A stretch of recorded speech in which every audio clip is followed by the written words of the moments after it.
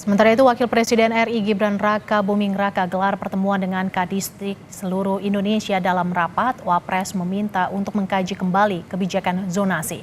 Dalam rapat koordinasi kebijakan pendidikan yang digelar di Jakarta pada pagi tadi, Wapres Gibran sempat curhat ketika ia masih menjabat sebagai wali kota Solo. Pernah mengirim surat kepada Menteri Pendidikan periode sebelumnya, Nadiem Makarim, terkait kebijakan zonasi, Merdeka Belajar hingga ujian nasional. Namun surat itu tidak pernah ditanggapi.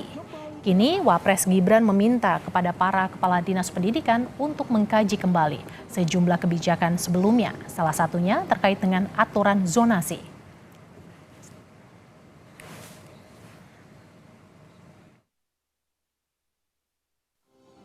Ini adalah surat yang saya kirim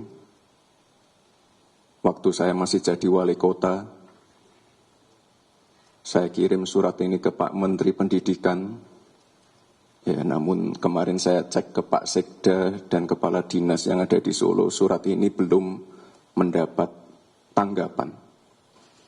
Ya, surat ini isinya adalah keluhan-keluhan saya sebagai wali kota, ya, mengenai, tadi sudah dibahas Pak Menteri, mengenai masalah zonasi, masalah program Merdeka Belajar, masalah pengawas sekolah, masalah ujian nasional. Tapi Pak Menteri yang sekarang beda. Kemarin pulang dari Akmil